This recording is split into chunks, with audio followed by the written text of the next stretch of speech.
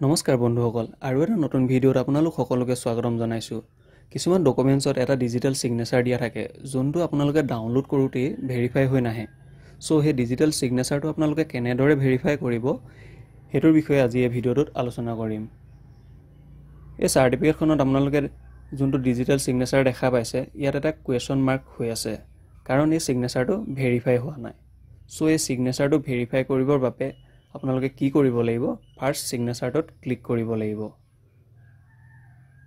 সিগনেচাৰটোত click কৰি দিয়াৰ লগে লগে আপোনালোকৰ সন্মুখত এনেকুৱা ধৰণৰ এটা ইন্টাৰফেস আহি যাব আৰু ইয়াত যোনটো মাজত আপোনালোকে সিগনেচাৰ প্ৰপাৰ্টিজ অপচন দেখিছে তাত আপোনালোকে ক্লিক কৰি দিব। ক্লিক কৰি দিয়াৰ লগে লগে আপোনালোকৰ সন্মুখত এনেকুৱা ধৰণৰ এটা ইন্টাৰফেস আহি যাব। ইয়াৰে 3 নম্বৰত যোনটো সাইনাৰ অপচন দেখিছে সাইনাৰত আপোনালোকে ক্লিক কৰি দিব। সাইনাৰত ক্লিক কৰাৰ পাছত আপোনালোকে যোনটো শো সাৰ্টিফিকেট দেখিছে তাত আপোনালোকে ক্লিক কৰি দিব।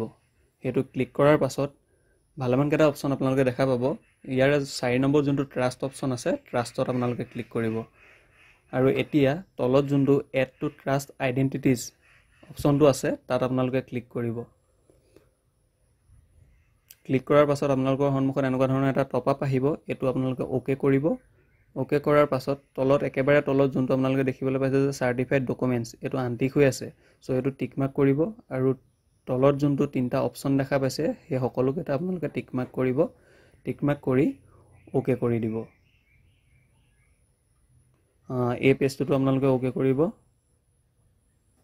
ওকে কৰাৰ পিছত ভ্যালিডেট সিগনেচাৰত ক্লিক কৰি দিব। এতিয়া দেখিবলৈ পাইছে যে ভ্যালিডেট সিগনেচাৰত আপোনালোকে ক্লিক কৰাৰ লগে লগে আমাৰ ডিজিটেল সিগনেচাৰটো অতি সহজতে ভেৰিফাই হৈ গৈছে। সো ভিডিঅ'টো যদি ভাল লাগিলে তেন্তে লাইক কৰিব, শেয়াৰ কৰিব আৰু এনেকুৱা ধৰণৰ ভিডিঅ' আগলৈ পাই থাকিবৰ বাবে চেনেলটো সাবস্ক্ৰাইব কৰিবলৈ নাপাহৰিব। ধন্যবাদ।